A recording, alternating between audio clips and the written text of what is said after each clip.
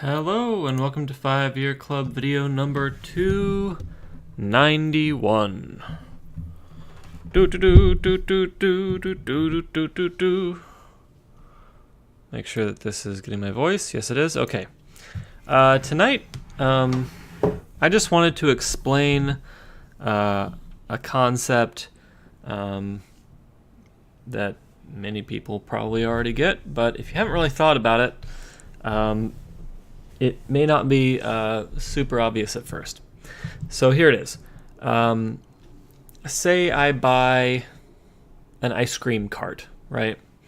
Now, and I buy it because I want to make money, right? So as an owner of my ice cream cart, I now purchase ice cream from wholesalers, and I put it into the cart, and then I walk down the street and I sell ice cream to people, right?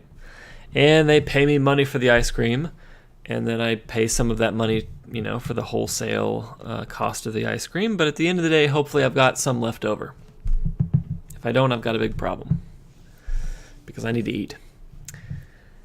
Okay, so this is the ice cream business that you're in. You paid some money for the cart, and now you are selling ice cream and you are making money, right? Okay, but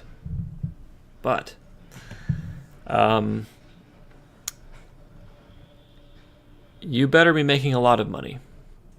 And the reason why is because if you're only making as much money as an ice cream cart pusher makes, generally speaking, right, then all you did was buy yourself a job. You didn't buy a business. Or at least you didn't buy a profitable business. There's no profit in that scenario. Why? Let's back up a little bit. Profit is money from a business that comes after all of the expenses of the business are paid. So, the ice cream is obviously an expense. The salary of the person selling the ice cream is an expense of that business. And if the business is not making money beyond the market salary of somebody who is willing to sell the ice cream, then that business is not making any profits, right? If your business is not making any profits, it's not producing any future cash flow for the passive investor. And if the business is not producing any future cash flow for the passive investor, then all you've done is put your money into, buying an ice cream cart that then doesn't produce any money. So your money is parked, living in the form of this ice cream cart, and it's not compounding year after year because it's not throwing off any cash flow. It's not producing any profit. This is not a good investment, right? We want investments that produce cash flow, that have dividends, that grow year over year and compound so that we can retire someday.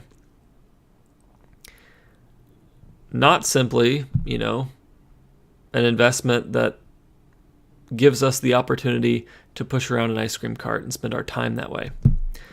Now, that doesn't mean that, you should never put your money into anything where you have to then put some effort into managing that thing.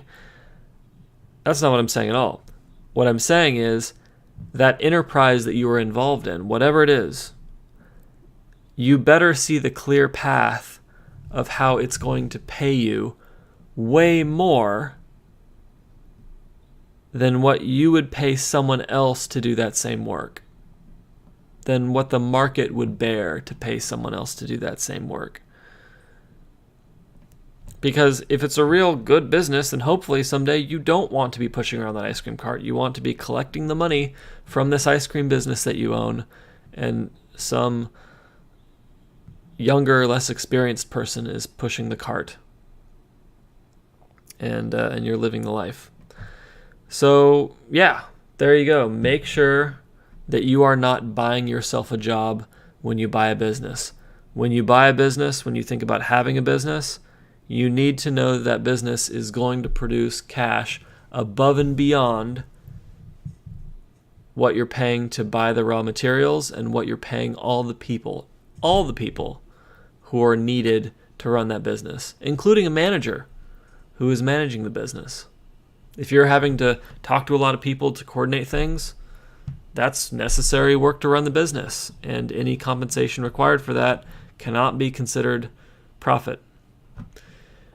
All right, well, that is it for 291. Hope it makes you more skeptical about small businesses when you think about buying them, because there are a tremendous number of people who want to sell a small business in America when they retire. And when you look into it, that small business isn't actually profitable when you take into account the salary of the person running the business. Have a fabulous evening.